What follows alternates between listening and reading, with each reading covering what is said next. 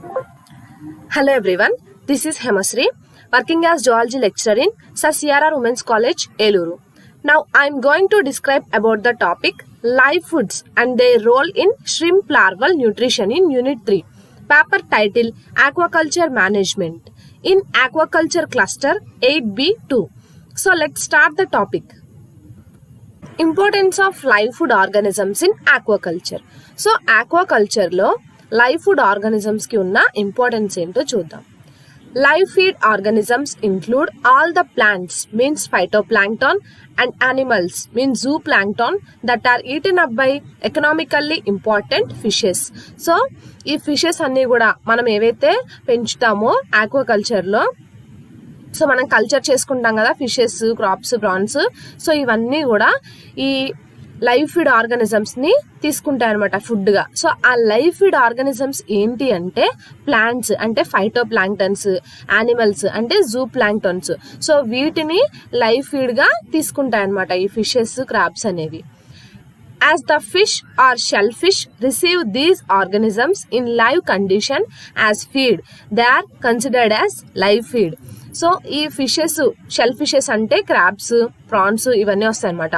So ఇవి live condition లో ఉన్న ఈ ఫైటో ప్లాంక్టన్ ని, జూ ప్లాంక్టన్ ని తీసుకోవడాన్ని లైవ్ ఫీడ్ గా కన్సిడర్ చేస్తారనమాట. అంటే బతుకున్నప్పుడే వాటిని ఆహారంగా తీసుకోవడాన్ని లైవ్ ఫీడ్ గా కన్సిడర్ చేస్తారు. Phytoplankton are generally eaten up by zooplankton. Thus, phytoplankton forms the basis of food chain. So, ఈ phytoplankton అనేది zooplankton తింటుంది అనమాట. సో ఈ జూప్లాంక్టన్ ని ఏం తింటాయి? ఫిషెస్, షెల్ ఫిషెస్ ఫుడ్ గా తీసుకుంటాయి. సో ఈ ఫైటోప్లాంక్టన్ అనేది ఫుడ్ చైన్ కి ఫస్ట్ బేసిస్ ని ఫార్మ్ చేస్తుంది అనమాట. అంటే ఫైటోప్లాంక్టన్స్ ని తింటాయి, జూప్లాంక్టన్స్ ని ఫిషెస్, షెల్ ఫిషెస్ తింటాయి కాబట్టి సో ఫస్ట్ ఫుడ్ చైన్ ఏదైతే ఉందో దాన్ని ఈ ఫైటో ప్లాంక్టన్సే ఫార్మ్ చేస్తున్నాయి అని చెప్పొచ్చు. Most of the fish and shellfish larva in nature feed on small phytoplanktonic and zooplanktonic organisms. So mostly ఏంటంటే ఈ ఫిషెస్, షెల్ ఫిషెస్ లార్వాస్ ఏవైతే ఉన్నాయో సో అవేంటంటే చిన్న చిన్న ఫైటోప్లాంక్టాన్స్ ని ఇంకా జూ ప్లాంక్టాన్ ఆర్గానిజమ్స్ ని ఫీడ్ గా తీసుకుంటూ ఉంటాయి అనమాట ఎక్కువ. Thus, these live food organisms constitute the most valuable resources for aquaculture. So ఏంటంటే ఈ లార్వా ఏదైతే ఫిష్, షెల్ ఫిష్ లార్వా ఉన్నాయో సో ఇవి ఇంకా పెద్దగా అయిన ఫిషెస్, క్రాబ్స్, ప్రాన్స్ ఏవైతే ఉన్నాయో ఇవన్నీ కూడా లైవ్ ఫీడ్ ని తీసుకుంటున్నాయి. అంటే ఫైటో ప్లాంక్టన్ ని, జూ ప్లాంక్టన్ ని ఫుడ్ గా తీసుకుంటున్నాయి. సో ఫుడ్ గా తీసుకోవడం వల్ల ఏంటంటే దాని గ్రోత్, హెల్త్ మేనేజ్మెంట్ అంతా కూడా బాగుంటుంది. సో అందుకని మనకి ఆక్వాకల్చర్ లో మంచి లాభాలు వస్తాయి కాబట్టి సో ఈ లైవ్ ఫీడ్ ని ఆక్వాకల్చర్ లో వాల్యుబుల్ రిసోర్సెస్ గా గుర్తించడం జరిగింది. సో ఇక్కడ మనం కొన్ని ఫైటో ప్లాంక్టన్స్ ని చూడొచ్చు. సో ఈ Chlamydomonas, Volvox, Euglena, Spirulina, Navicula, Rivularia, Nostoc, so ఇవన్నీ కూడా ఫైటో ప్లాంక్టన్స్ లోకి వస్తాయి అనమాట. సో వీటన్నిటిని కూడా ఈ ఫిష్, ప్రాన్, లార్వెస్, ఈ ఫిషెస్ అన్ని కూడా లైవ్ ఫీడ్ గా తీసుకుంటూ ఉంటాయి. సో ఇక్కడ వచ్చేసి మనం జూ ప్లాంక్టన్స్ ని చూడొచ్చు అనమాట. సో ఇక్కడ చూసుకుంటే Amoeba, Arcella, Actinosphaerium, Difflugia, Paramecium, Vorticella, Brachionus, Keratella, Daphnia, Cyclops, so ఇవన్నీ కూడా జూ ప్లాంక్టన్స్ లోకి వస్తాయి అన్నమాట. So next need for live feed organisms. So live feed organisms ఎందుకు అవసరం అవుతాయి అనేది చూద్దాం. Success of aquaculture depends on healthy cultured stock. So aquaculture success ఎలా వస్తుంది అంటే ఏంటి? ఎప్పుడైతే మనం కల్చర్ చేసే స్టాక్ అనేది హెల్దీగా ఉంటుందో, ఫిషెస్ కానీ, ప్రాన్స్ కానీ, క్రాబ్స్ కానీ ఏవైనా సరే హెల్దీగా ఎప్పుడైతే ఉంటాయో సో అప్పుడే మనకి సక్సెస్ అనేది వస్తుంది, మంచి డిమాండ్ అనేది ఉంటుంది. A disease-free healthy stock can be maintained by feeding live feed to cultured stock along with supplemented artificial feed. So ఎటువంటి డిసీజెస్ లేకుండా హెల్దీ స్టాక్ని మనం ఎలా మెయింటైన్ చేయాలి అంటే ఆ స్టాక్కి మంచి లైవ్ ఫీడ్ అనేది ఇవ్వాలి. అంతేకాకుండా సప్లిమెంటెడ్గా ప్రిపేర్ చేసుకున్న ఆర్టిఫిషియల్ ఫీడ్ అనేది కూడా ఇస్తూ ఉండాలన్నమాట. సో అంతే కదా, మంచి ఫుడ్ ఎప్పుడైతే ఇస్తామో సో అప్పుడే మనం కల్చర్ చేసుకునే స్టాక్ ఏదైతే ఉందో అది హెల్దీగా ఉంటుంది, ఎటువంటి డిసీజ్లు లేకుండా ఉంటుంది. అది మనకి మంచి సక్సెస్ని, మంచి రాబడి కూడా ఇస్తుంది. Artificial larval feeds are no match to live feed in terms of acceptance, nutritional and other factors.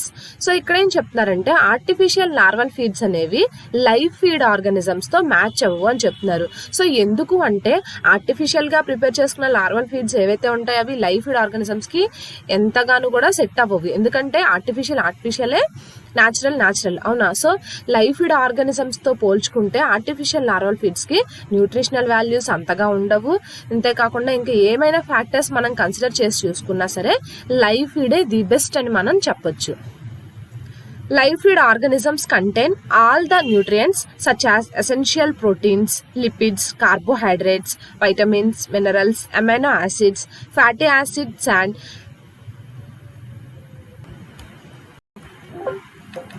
live feed organisms contain all the nutrients such as essential proteins, lipids, carbohydrates, vitamins, minerals, amino acids, fatty acids and hence are commonly called as living capsules of nutrition.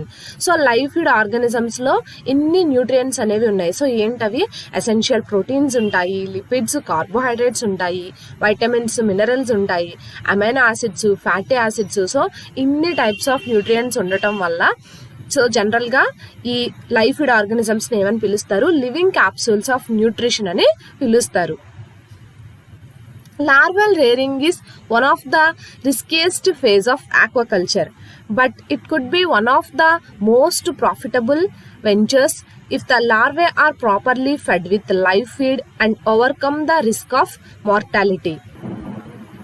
So ఈ aquaculture లో larval rearing అనేది one of the రిస్కియస్ట్ face అనమాట. అంటే risk తో కూడుకున్న పని. కానీ దీన్ని మనం ఓవర్కమ్ చేసి ప్రాఫిట్స్ ఎక్కువగా పొందాలి అంటే గనక ఆ లార్వాకి ప్రాపర్ ఫీడింగ్ అనేది ఇవ్వాలి. సో ఈ ఫీడింగ్ అనేది లైవ్ ఫీడ్ అయ్యి ఉండాలి. సో ఎప్పుడైతే లైవ్ ఫీడ్ అయ్యి ఉందో అప్పుడు మనం ఈ రిస్క్ ఆఫ్ మార్టాలిటీ ఎక్కువగా ఉండే రిస్క్ ని మనం ఓవర్కమ్ చేయొచ్చు. అంటే ఎక్కువగా డెత్ రేట్ ని ఉండకుండా తగ్గించవచ్చు అనమాట. Hence live feed is most essential for fish or shell fish larvae. So అందుకని చెప్పేసి ఈ ఫిష్ లోను షెల్ ఫిష్ లార్వేను ఈ లైవ్ ఫీడ్ అనేది మోస్ట్ ఎసెన్షియల్ ఫీడ్ గా చెప్తారు. The newly hatched larva of fish or shell fish soon after yolk absorption starts exogenous feeding. But they have very less mouth size, less than 0.1 mm, primitive digestive system and low digestibility. So ఇక్కడ ఏం చెప్తున్నారంటే కొత్తగా hatch అయిన larva ఏదైతే ఉందో ఈ fish కి shell fish కి సంబంధించిన లార్వా ఏదైతే ఉందో అది యోక్ ని ముందుగా ఫుడ్ గా తీసుకుంటుంది అవునా. సో ఈ యోక్ ని అబ్జార్బ్ చేసుకోవడం అయిపోయిన తర్వాత అది ఎక్సోజీనస్ ఫీడింగ్ ని స్టార్ట్ చేస్తుంది. మీన్స్ ఏంటంటే ఎగ్ నుంచి బయటకు వచ్చేసిన తర్వాత అది ఆ వాటర్ లో దాని చుట్టుపక్కల ఏదైతే ఫీడ్ ఉంటుందో దాన్ని తినడానికి అది స్టార్ట్ చేస్తుంది అనమాట. కానీ ఇక్కడ ఏంటంటే దానికి ఆ లార్వాకి ఉన్న మౌత్ సైజ్ అనేది చాలా చిన్నగా ఉంటుంది. సో ఎంత ఉంటుందంటే 0.1 mm సైజ్ లో ఉంటుందన్నమాట మౌత్ వచ్చేసి. అంతేకాకుండా దీంట్లో ప్రిమిటివ్ డైజెస్టివ్ సిస్టము ఇంకా లో డైజెస్టిబిలిటీ కూడా ఉంటాయి. సో దీంట్లో ఫస్ట్ గా స్టార్ట్ అయ్యే డైజెస్టివ్ సిస్టమ్ ఉంటుంది. అంటే అంత ప్రాపర్ గా డెవలప్ అవ్వకుండా, సో ఇది లార్వల్ స్టేజ్ కాబట్టి బాగా డెవలప్ అవ్వకుండా సో కొంచెంగా అప్పుడే డెవలప్ అవుతూ ఉంటుంది అనమాట ప్రిమిటివ్ డైజెస్టివ్ సిస్టము. సో ఎక్కువగా డైజెస్ట్ చేసుకోలేదు, సో లో డైజెస్టిబిలిటీ అనేది ఉంటుంది. So these larvae cannot feed on artificial supplementary feed. So ఇటువంటి లార్వాస్ కి ఏంటంటే మనం ఆర్టిఫిషియల్ ఫీడ్ ని ఇవ్వకూడదు. ఎందుకంటే ఆర్టిఫిషియల్ ఫీడ్ సైజ్ ఎంత ఉంటుందో అది వెంటనే డైజెస్ట్ అవుతుందో లేదో మనకి తెలియదు కాబట్టి, అంటే ఆ లార్వా దాన్ని బట్టి ఉంటుంది కదా, సో దాని బాడీ టైప్ ని బట్టి ఉంటుంది కాబట్టి అది డైజెస్ట్ చేసుకోగలదో లేదో మనకి తెలియదు. సో మనం సప్లిమెంటరీ ఫీడ్ అనేది ఇవ్వలేము. They require small size, easily digestible, nutrient rich live feed as their diet. So వాటికి ఏంటంటే చిన్న సైజులో ఉండే ఫీడ్ కావాలి, ఈజీగా డైజెస్ట్ అయిపోవాలి ఆ ఫీడ్ అనేది. అంతేకాకుండా ఆ ఫీడ్లో మంచి న్యూట్రియంట్స్ అనేవి ఉండాలి. సో ఈ లైవ్ ఫీడ్ దాని డైట్గా మనం ఇవ్వాలన్నమాట. సో అలా ఇచ్చినప్పుడు మాత్రమే మనము ఈ లార్వల్ రేరింగ్ని ఈజీగా చేసుకోవచ్చు. సో రిస్క్ లేకుండా, మార్టాలిటీ రేట్ ఎక్కువ లేకుండా మంచి లాభాలు సాధించవచ్చు అన్నమాట. Important live food organisms. Different types of live food organisms used in aquaculture are.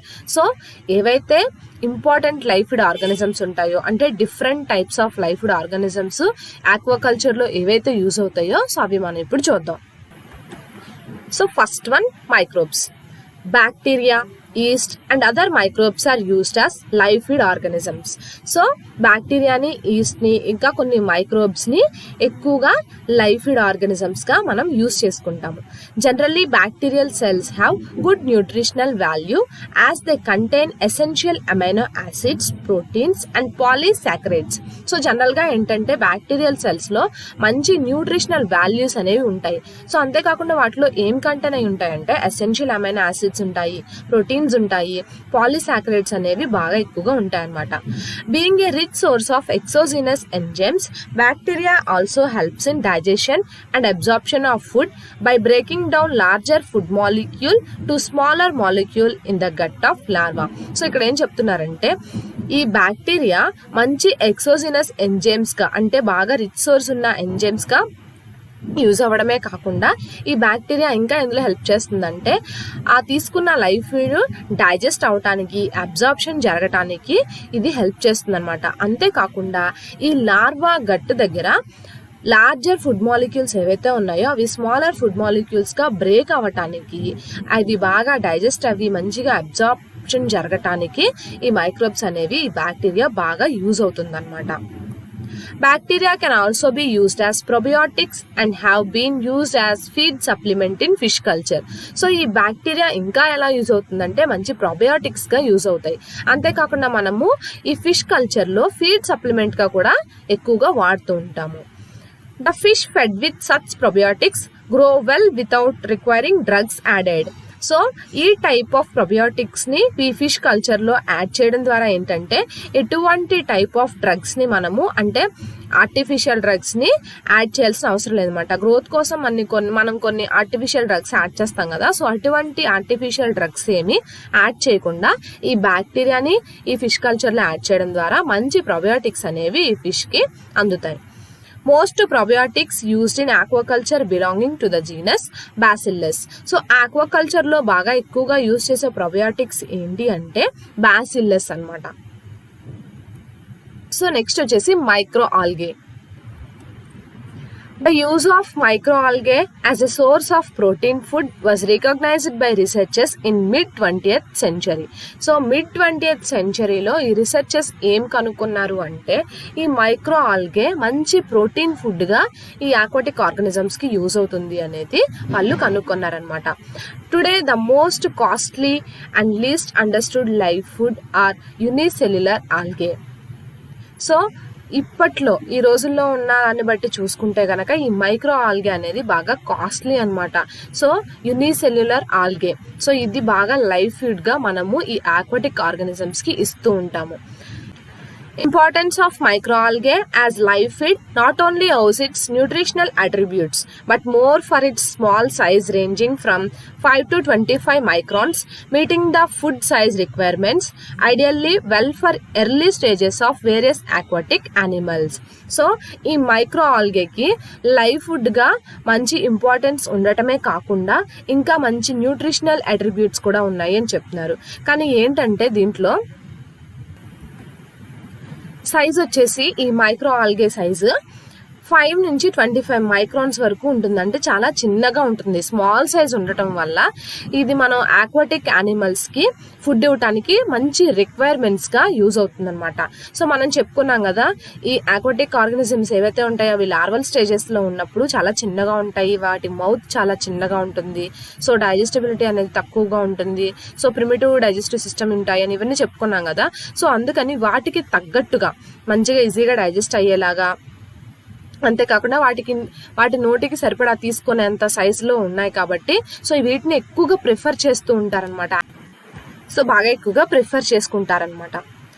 The common species of microalgae cultured for larval rearing are Chaetoceros, Skeletonema, Scenedesmus, Isochrysis, Monochrysis, Tetraselmis, Dunaliella, Nannochloris, Chlorella, Branchiomonas etceteras. So ఇవన్నీ కూడా మైక్రోఆల్గాకి సంబంధించిన common species అనమాట. So వీటిని ఎక్కువగా aquatic animals కి live feed గా ఇస్తూ ఉంటారు.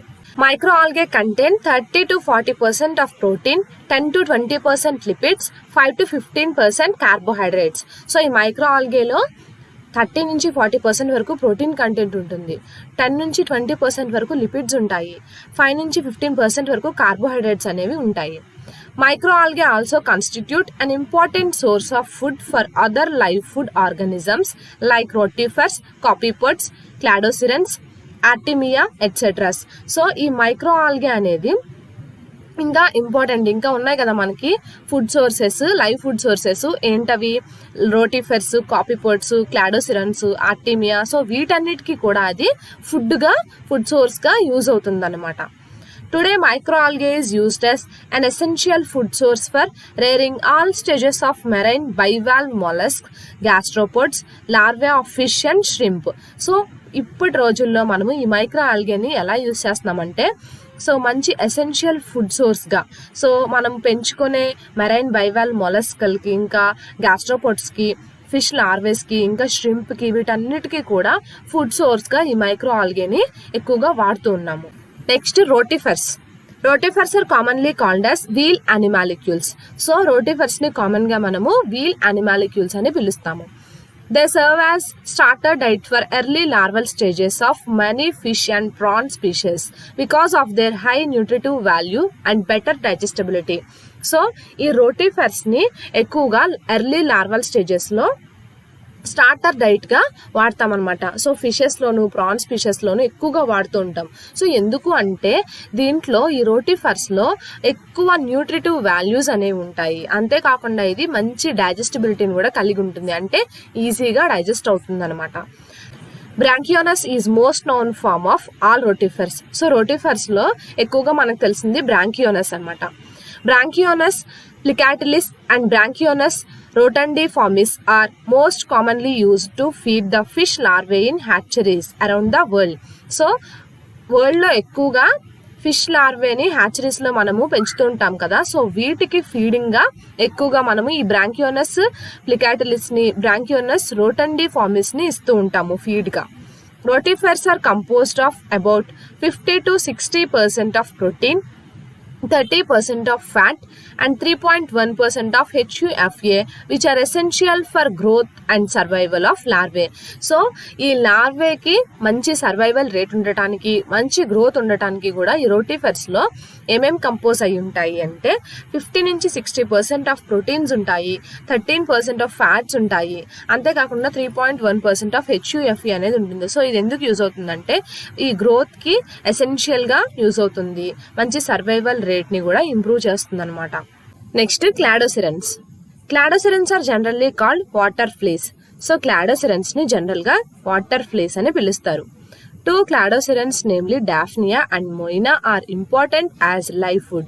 సో ఈ క్లాడోసిరన్స్ లో డాఫ్నియా, మొయినా అనేవి బాగా ఇంపార్టెంట్ లైవ్ ఫుడ్ అనమాట.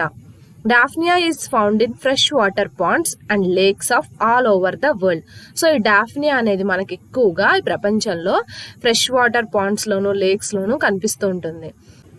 Daphnia consists of broad spectrum digestive enzymes such as protease, peptidase, amylase, lipase, and even cellulose, which serve as exogenous enzymes in the gut of fish or prawn and increase their digestibility. So ఈ డాఫ్నియాలో మంచి digestive enzymes అనేవి కలిగి ఉన్నాయి. So ఈ proteases, peptidase, amylase, lipase, అంతేకాకుండా ఇంకా cellulose కూడా ఉందన్నమాట. సో అది ఎక్సోజినస్ ఎంజైమ్ గా యూజ్ అవుతుంది ఫిష్, ప్రాన్ గట్ దగ్గర. సో అంతేకాకుండా ఈ ఫిష్ ప్రాన్ డైజెస్టిబిలిటీని బాగా ఇంక్రీజ్ చేస్తుంది. సో ఇటువంటి ఎంజైమ్స్ అన్నిటిని కూడా డైజెస్టివ్ ఎంజైమ్స్ అనేవి కలిగి ఉంటుంది అనమాట ఈ డాఫ్నియా అనేది. Being larger in size than Moina, it serves as live food for advanced stages of fishes. So ఈ డాఫ్నియా అనేది మొయినా కన్నా కూడా లార్జ్ సైజ్ ఉండటం వల్ల ఈ డాఫ్నియాని లైవ్ ఫుడ్ గా అడ్వాన్స్డ్ స్టేజెస్, ఫిషెస్ లో అడ్వాన్స్డ్ స్టేజెస్ ఏవైతే ఉంటాయో వాటికి లైవ్ ఫుడ్ గా వాడుతూ ఉంటారు. Moina found in temporary ponds and ditches. So ఈ మొయినా అనేది టెంపరరీ పాండ్స్ లోను డిచెస్ లోను మనకి ఎక్కువగా దొరుకుతూ ఉంటుంది. They are smaller than daphnia, containing 50 to 60% protein and 20 to 30% fats. Therefore goes well as replacement for artemia in aqua hatcheries. So ఈ మైనాలో డాఫ్నియా కన్నా కూడా ఇది చిన్నగా ఉంటుంది అనమాట సైజులో. అంతేకాకుండా దీంట్లో 50 నుంచి 60% వరకు ప్రోటీన్ కంటెంట్ ఉంటుంది, 20 నుంచి 30% వరకు ఫ్యాట్స్ అనేవి ఉంటాయి. సో అందుకని చెప్పేసి ఆక్వా హ్యాచరీస్ లో ఆర్టెమియాకి బదులుగా ఈ మొయినాని ఎక్కువగా వాడుతూ ఉంటారు. Moina used to be the most common live feed organism for feeding young fish larvae. So ఈ యంగ్ ఫిష్ లార్వేకి ఫీడింగ్ గా, లైవ్ ఫీడ్ గా ఈ మొయినాని ఎక్కువగా యూజ్ చేస్తూ ఉంటారు. So next Artemia. Artemia, commonly known as brine shrimp or sea monkey, is a zooplankton. So ఈ ఆర్టెమియాని కామన్ గా ఏమని పిలుస్తారు, బ్రైన్ షింప్ అంటారు లేదా సీ మంకీ అని కూడా అంటారు. సో ఇది ఒక జూ ప్లాంక్టన్ అనమాట. Among the live diets used in aquaculture of fish, Artemia nauplea are the most widely used food item due to its convenience and availability. So live diets aquaculture లో ఈ fishes కి ఏవైతే use చేస్తారో వాటిలో ఎక్కువగా ఆర్టెమియాని, నాప్లియాని వాడుతూ ఉంటారన్నమాట. సో ఎందుకు అంటే అది మనకి ఈజీగా అవైలబుల్ గా ఉంటుంది. సో మనం ఈ లైవ్ ఫుడ్ ఇవ్వటానికి మనకి కన్వీనియన్స్ గా ఉంటుంది అనమాట ఈ ఆర్టెమియా, నాప్లియా అనేది. It's ability to produce dormant eggs noun as cysts has led to its extensive use. So ఈ ఆర్టెమియా అనేది డార్మెంట్ ఎగ్స్ ని, అంటే నిద్రాణమైన గుడ్లు. సో అంటే ఏం చెప్పొచ్చు అంటే ఎక్కువ కాలం ఇవి నిద్రావస్థలు అంటే సిస్ట్లుగా ఉంటాయి అనమాట. సో అందుకని వీటిని విస్తృతంగా వాడటానికి, ఎక్కువగా వాడటానికి ప్రిఫరెన్స్ ఇస్తూ ఉంటారు. Approximately 90% of world's commercial harvests of brine shrimp come from Great Salt Lake in Utah. So 90% of world లో 90% కమర్షియల్ హార్వెస్ట్ వచ్చేసి ఈ బ్రైన్ షింప్ ఎక్కడ చేస్తారు అంటే Great Salt Lake in Utah లో ఎక్కువగా చేస్తూ ఉంటారు. Nearly 2 lakhs to 3 lakhs nauplii are hatched from each gram of high quality సిస్. సో ఒక్క సిస్ట్ నుంచి, అంటే హై క్వాలిటీగా ఉన్న, అంటే మంచి క్వాలిటీస్ ఉన్న ఒక గ్రామ్ సిస్ట్ నుంచి 2 లక్షల నుంచి 3 లక్షల వరకు నాప్లియా అనేది హ్యాచ్ అవ్వడం జరుగుతుంది. All the stages of Artemia, that is cysts, nauplia, juveniles, adults are used as live feed.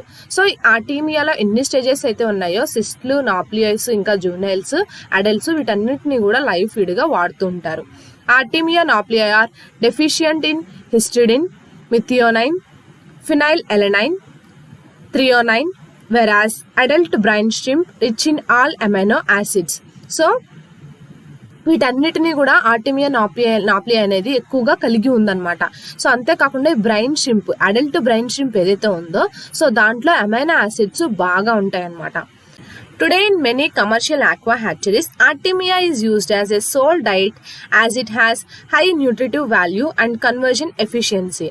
So ఈ ఆర్టెమియాకి హై న్యూట్రిటివ్ వాల్యూస్ ఇంకా మంచి కన్వర్జన్ ఎఫిషియన్సీ ఉండటం వల్ల ఈ ఆక్వా హ్యాచరీస్ లో ఆర్టెమియాని ఏకైక డైట్ గా వాడుతున్నారనమాట. నెక్స్ట్ వచ్చేసి copepods. Copepods are common zooplankton of fresh water and brackish water.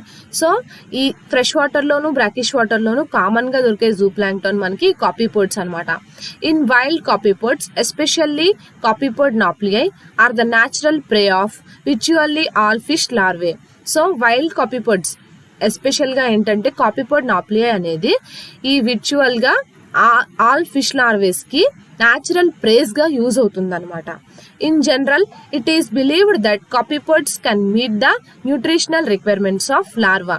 So ఈ ఫిష్ లార్వాకి ఎటువంటి న్యూట్రిషనల్ రిక్వైర్మెంట్స్ అయితే అవసరం అవుతాయో ఆ న్యూట్రిషనల్ రిక్వైర్మెంట్స్ ని ఈ కాపీపోడ్స్ అనేవి రీచ్ అవుతున్నాయి అనమాట, అంటే సరిపోతున్నాయి అనమాట.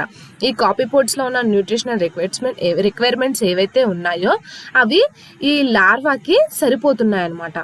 Copepods have high levels of HUFAs and rich in EPA and DHA fatty acids, and these are excellent food sources for first feeding larvae. So copepods లో బాగా ఎక్కువగా HUFAs, ఇంకా EPAs, DHA fatty acids, so ఇవన్నీ ఉన్నాయి. అంతేకాకుండా excellent food sources అన్ని ఉండటం వల్ల లార్వాకి ఫస్ట్ ఫీడింగ్ సోర్స్ గా ఈ కాపీపోడ్స్ ని వాడతాము అనమాట మనం. They have a protein content of 52 to 57% and lipid content of 7 to 14%. So ఈ కాపీపోడ్స్ లో 52 నుంచి 57% వరకు ప్రోటీన్ కంటెంట్ ఉంది. అంతేకాకుండా 7 నుంచి 14% ఆఫ్ లిపిడ్ కంటెంట్ కూడా ఉందన్నమాట.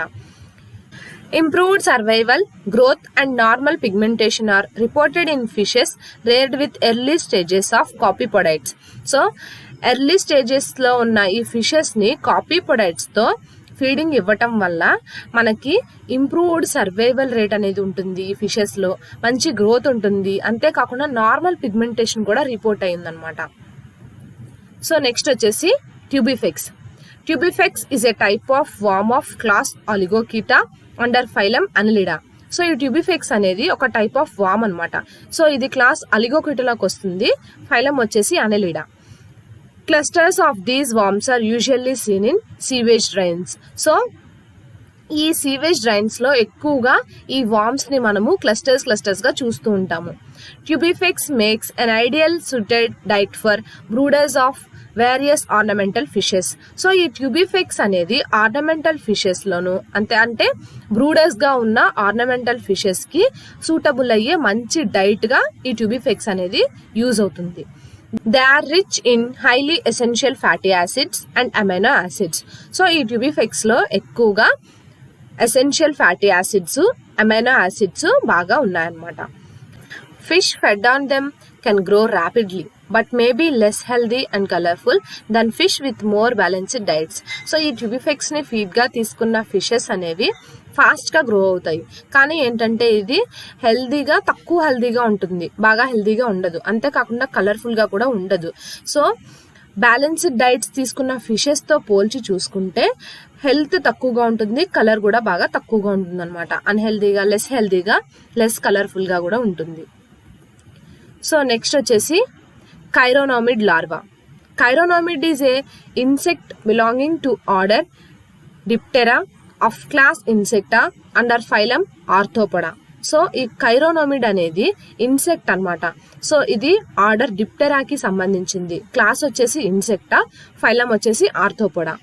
They are commonly called as blood worms due to the presence of haemoglobin in their body fluids. So వీటిని కామన్ గా బ్లడ్ వార్మ్స్ అని పిలుస్తారు. ఎందుకు అంటే వీటి బ్లడ్ లో, బాడీ ఫ్లూయిడ్స్ లో హిమోగ్లోబిన్ కంటెంట్ అనేది ప్రెసెంట్ అయి ఉండటం వల్ల. Chironomids have high lipids, proteins, vitamins and minerals contents and they have high digestibility. ఈ కైరోనామిడ్స్ లో ఎక్కువ ప్రోటీన్స్, లిపిడ్స్, వైటమిన్స్ ఇంకా మినరల్ కంటెంట్స్ ఉన్నాయి. అంతేకాకుండా దీంట్లో హై డైజెస్టిబిలిటీ కూడా ఉంది, అంటే బాగా డైజెస్ట్ అయ్యే నేచర్ అనేది ఉందన్నమాట. Chironomids are recognized as important food for many fishes and invertebrates. So ఈ కైరోనామిడ్స్ అనేవి ఎలా రికగ్నైజ్ చేశారంటే ఈ ఫిషెస్ కి మంచి ఫుడ్ గా, ఇంపార్టెంట్ ఫుడ్ గా, అంతేకాకుండా ఇన్వర్టిబ్రేట్స్ కి కూడా మంచి ఇంపార్టెంట్ ఫుడ్ గా రికగ్నైజ్ చేశారు. Several small fishes, insects, earthworms are believed to meet the nutritional requirements of fish and are added to their diet. So ఇక్కడ ఏం చెప్తున్నారంటే ఈ ఫిష్ న్యూట్రిషనల్ రిక్వైర్మెంట్స్ కోసము ఈ సెవరల్ స్మాల్ ఫిషెస్ ని, ఇన్సెక్ట్స్ ని, ఎర్త్వార్మ్స్ ని కూడా వాటి డైట్ లో యాడ్ చేస్తారనమాట. Prawn feed. Prawns feed up on natural and artificial diet. So ఈ ప్రాన్స్ అనేవి జనరల్ గా ఆర్టిఫిషియల్ అండ్ న్యాచురల్ డైట్ ని తీసుకుంటూ ఉంటాయి. The latter is found to be suitable for prawns in extensive and semi-intensive culture systems. So ఈ prawns ని జనరల్గా extensive and semi intensive culture సిస్టమ్స్లో పెంచుతూ ఉంటారు. అదే వాటికి సూటబుల్ ఏరియా అన్నమాట. Prawns live in the benthic regions of the natural environment and feed upon plant and animal materials besides decaying organic substances. So ఈ ప్రాన్స్ అనేవి న్యాచురల్ ఎన్విరాన్మెంట్స్లో బెంతిక్ రీజన్స్లో అంటే కింద రీజన్స్లో ఉంటూ ఉంటాయి. సో ఇవి ఫుడ్గా ఏం తీసుకుంటాయంటే ప్లాంట్స్, యానిమల్ మెటీరియల్స్ ఏవైతే dead and decaying organic substances ఉంటాయో వాటిని ఫుడ్గా తీసుకుంటాయి. Chelate legs help in the food collection while mandibles help in cutting food. So ఈ ప్రాన్లో కీలెట్ లెగ్స్ అనేవి ఫుడ్ కలెక్షన్కి యూజ్ అవుతాయి. మాండిబిల్స్ ఏమో ఈ ఫుడ్ని కట్ చేయడానికి యూజ్ అవుతాయి అన్నమాట. Maxillae and maxillipeds push the food particles into the mouth. So ఈ ప్రాన్లో ఉన్న మ్యాగ్జిల్లిపిడ్స్ ఎందుకు యూజ్ అవుతాయి అంటే ఫుడ్ పార్టికల్స్ని మౌత్ దగ్గరికి పుష్ చేయడానికి యూజ్ అవుతాయి. Feed in natural environment. While adult prawns are omnivorous in habitat, larvae feed on mostly microorganisms and decaying organic materials. So ఈ అడల్ట్ ప్రాన్స్ అనేవి మోస్ట్లీ ఆమ్నివారస్గా ఉంటాయి అన్నమాట. సో అంటే ఇవి ప్లాంట్స్ని, అనిమల్స్ని కూడా ఫుడ్గా తీసుకుంటాయి అన్నమాట. సో లార్వే ఏంటంటే ఈ ప్రాన్ లార్వే అనేది మోస్ట్లీ మైక్రో ఆర్గానిజమ్స్ని ఇంకా డికేయింగ్ ఆర్గానిక్ మెటీరియల్స్ని ఫుడ్గా తీసుకుంటుంది. Gopalakrishnan in 1952 proposed that Peneus indicus mainly feeds upon decaying organic materials and plant materials like algal cells, weeds. So ఈ గోపాలకృష్ణన్ అనే సైంటిస్ట్ 1952లో ఏం ప్రపోజ్ చేశారు అంటే పీనియస్ ఇండికస్ ఎక్కువగా డెడ్ అండ్ డికేయింగ్ ఆర్గానిక్ మెటీరియల్స్ని ఫుడ్గా తీసుకుంటుంది. అంతేకాకుండా ప్లాంట్ మెటీరియల్స్ అంటే ఆల్గల్ సెల్స్ని, వీడ్స్ని కూడా ఎక్కువగా ఫుడ్గా తీసుకుంటుంది అని చెప్పారు.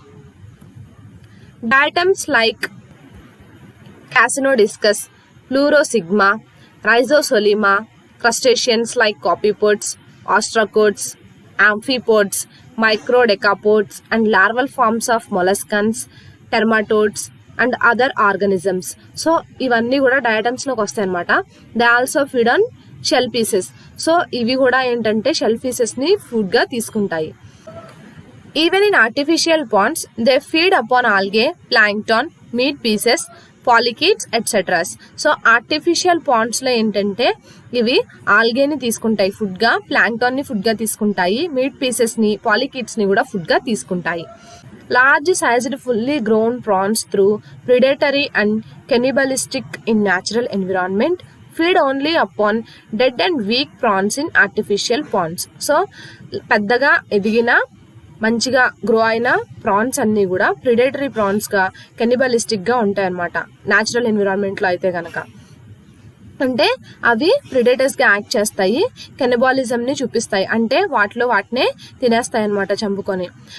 సో అవే గనక ఆర్టిఫిషియల్ పాండ్స్లో ఉంటే గనక ఈ మంచి large sized fully grown prawns అనేవి డెడ్ చనిపోయిన ప్రాన్స్ని, వీక్గా ఉన్న ప్రాన్స్ని మాత్రమే ఫీడ్గా తీసుకుంటాయి. Metapeneus affinis feeds on nematodes, foraminiferans, molluscans, ostracods, copypods, and nauplid larvae of crustaceans. So జనరల్గా ఈ మెటాపీనియస్ ఎఫినిస్ అనేది నెమటోడ్స్ని, ఫొరామినిఫెరెన్స్ని, మొలస్కన్స్ని, ఆస్ట్రోకోడ్స్ని, కాపీపోడ్స్ని, ఇంకా నాప్లేడ్ లార్వే అంటే క్రస్టేషియన్స్ యొక్క నాప్లేడ్ లార్వాని ఫీడ్గా తీసుకుంటుంది అనమాట. Some prawns at higher stocking density feed upon surface plants and animals. So ఎక్కువ స్టాకింగ్ డెన్సిటీలో ఉన్న ప్రాన్స్ అయితే గనక అవి సర్ఫేస్ ప్లాంట్స్ని ఇంకా యానిమల్స్ని ఫీడ్గా తీసుకుంటాయి. Brackish water prawns like Peneus indicus, Metapeneus monoceros, M. affinis, M. dobsoni, and Peneus monodon of Cochin Coast depend upon embryonic stages of crustaceans, polychaetes, amphipods, bivalves, gastropods, foraminiferans, nematodes, sand particles, and organic debris. So brackish water prawns అంటే Penaeus indicus, మెటాపీనియస్ మోనోసిరస్, ఎమ్ ఎఫినిస్, ఎమ్ డాప్సాని, Penaeus monodon Cochin కోస్ట్లో ఉన్నవి. So వేటి మీద depend అయి ఉంటాయి అంటే క్రస్టేషియన్స్లో ఉన్న embryonic stages. So వాటి మీద పాలికీట్స్, యాంఫిపోడ్స్ని, బైవాల్స్ని, గ్యాస్ట్రోపోడ్స్ని, ఫొరామినిఫెరన్స్ ని, శాండ్ పార్టికల్స్ ని, అంతేకాకుండా ఆర్గానిక్ డెబ్రిస్ ని కూడా ఫుడ్ గా తీసుకుంటూ ఉంటాయి. Prawns show seasonal adaptation with regard to their feeding habitats. So ఈ ప్రాన్స్ అనేవి వాటి ఫీడింగ్ హ్యాబిట్స్ ని డిపెండ్ చేసుకుని సీజనల్ అడాప్టేషన్స్ అనేవి చూపిస్తూ ఉంటాయి. They can survive on algae during monsoons, molluscans during winter and crustaceans and filamentous algae before the onset of rainy season. So ఈ prawns అనేవి మన్సూన్ సీజన్స్ లో ఆల్గేని ఫుడ్ గా తీసుకొని సర్వైవ్ అవుతాయి. వింటర్ సీజన్ లో మొలస్కన్స్ ని ఫుడ్ గా తీసుకొని సర్వైవ్ అవుతాయి. సో రైనీ సీజన్ రాక ముందైతే గనక క్రస్టేషియన్స్ ని, ఫిలమెంటస్ ఆల్గేని ఫుడ్ గా తీసుకొని సర్వైవ్ అవుతాయి. So recommended composition of shrimp feed. So shrimp feed కి రికమెండెడ్ కంపోజిషన్ గనక మనం ఒక టేబులర్ ఫామ్ లో చూసుకున్నట్లయితే ఇలా ఉంటుంది. సో ఇక్కడ మన టేబులర్ ఫామ్ లో టైప్ ఆఫ్ ఫీడ్ ని చూసుకుంటాము, age of seed in days లో చూసుకుంటాము, వెయిట్ వచ్చేసి గ్రామ్స్ లో చూస్తాము, సైజు, షేప్ అంటే ఆ ఫీడ్ కి ఉండే సైజ్ కానీ షేప్ కానీ చూస్తాము. ఇంకా మాయిశ్చర్ కంటెంట్ ఎంత ఉండాలి, ప్రోటీన్స్ ఎన్ని ఉంటాయి, ఫ్యాట్స్ ఎన్ని ఉంటాయి, ఫైబర్స్ ఎన్ని ఉంటాయి అనేది కూడా చూస్తాము. సో ఫస్ట్ వచ్చేసి పోస్ట్ లార్వా ఫీడ్ వచ్చేసి ఆ ఏజ్, సీడ్ ఏజ్ వచ్చేసి 1 నుంచి 20 days లో ఉంటుంది. సో వెయిట్ వచ్చేసి P21 to P145 grams వరకు ఉంటుంది. సో సైజ్ అండ్ షేప్ చూసుకుంటే అవి ఫైన్ క్రంబుల్స్ అనమాట. సో క్రంబుల్స్ ఫార్మ్స్ లో ఉంటాయి. సో అవి ఎలా ఉంటాయంటే 0.66 నుంచి 1.0 mm సైజ్ కూడా ఉంటుందన్నమాట దీంట్లో. సో మాయిశ్చర్ కంటెంట్ వచ్చేసి <10.5 ఉండాలి. ప్రోటీన్స్ వచ్చేసి 39 కన్నా ఎక్కువ ఉండాలి. సో ఫ్యాట్స్ కూడా వచ్చేసి 3.5 కన్నా ఎక్కువ ఉండాలి. ఫైబర్ వచ్చేసి 3.0 అంటే 3.0 కన్నా తక్కువ ఉంటాయి అనమాట. So next second one starter feed. So starter feed లో చూసుకుంటే గనక ఈ సీడ్ ఏజ్ వచ్చేసి 21 నుంచి 60 days వరకు ఉంటుంది. సో వెయిట్ వచ్చేసి 1 నుంచి 10 grams వరకు ఉంటుంది. సో సైజ్ అండ్ షేప్ చూసుకుంటే కోర్స్ గ్రాన్యూల్స్ అనమాట. సో కోర్స్ గ్రాన్యూల్స్ ని మనం ఇస్తాము. 1 నుంచి 2 mm సైజ్ వరకు ఉంటుంది ఇది. సో దీంట్లో మాయిశ్చర్ కంటెంట్ వచ్చేసి <10.5 ఉండాలి. ప్రోటీన్స్ అయితే కనుక 38 కన్నా ఎక్కువ ఉండాలి. ఫ్యాట్స్ అయితే కనుక 3.5 కన్నా ఎక్కువ ఉండాలి. సో ఫైబర్స్ అయితే కనుక <4.0 ఉండాలి. So next third one Grover feed చూసుకుంటే కనుక మనము ఈ సీడ్ యొక్క ఏజ్ అయితే కనుక 61 నుంచి 90 days వరకు ఉండాలి. వెయిట్ వచ్చేసి 10 నుంచి 22 days వరకు ఉండాలి. సైజ్ అండ్ షేప్ చూసుకుంటే ఇక్కడ పెల్లెట్స్ అనమాట. పెల్లెట్స్ ఇస్తాము మనము 2 to 3 mm ఇన్ డయామీటర్స్ లో ఉంటుంది. సైజు షేప్ వచ్చేసి 4.8 mm ఇన్ లాంగ్ ఉంటుంది అనమాట ఈ pellet size. So moisture content ఎంత ఉండాలంటే <10.5 ఉండాలి. ప్రోటీన్స్ వచ్చేసి 36 కన్నా ఎక్కువ ఉండాలి. ఫ్యాట్స్ వచ్చేసి 3.5 కన్నా ఎక్కువ ఉండాలి. సో ఫైబర్స్ వచ్చేసి <4.5 ఉండాలి. సో నెక్స్ట్ ఫినిషర్ ఫీడ్ చూసుకుంటే కనుక ఈ సీడ్ ఏజ్ వచ్చేసి 91 days నుంచి 120 days వరకు ఉన్నప్పుడు ఆ వెయిట్ వచ్చేసి గ్రేటర్ దాన్ 22 అంటే 22 కన్నా కూడా ఎక్కువగా ఉండాలన్నమాట. అంటే 22 grams కన్నా ఎక్కువ ఉండాలి వెయిట్ వచ్చేసి. సో సైజ్ అండ్ షేప్ చూసుకుంటే పెల్లెట్స్ 2 నుంచి 3 mm డయామీటర్ ఉండాలి. 4 నుంచి 4.5 mm లాంగ్ ఉండాలి. సో మాయిశ్చర్ కంటెంట్ చూసుకుంటే <10.5 ఉండాలి. ప్రోటీన్స్ అయితే గనక 36 కన్నా ఎక్కువ ఉండాలి. ఫ్యాట్స్ వచ్చేసి 3.5 కన్నా ఎక్కువ ఉండాలి. ఫైబర్స్ వచ్చేసి <4.5 ఉండాలన్నమాట. So this is all about live foods and their role in shrimp larval nutrition. Thank you.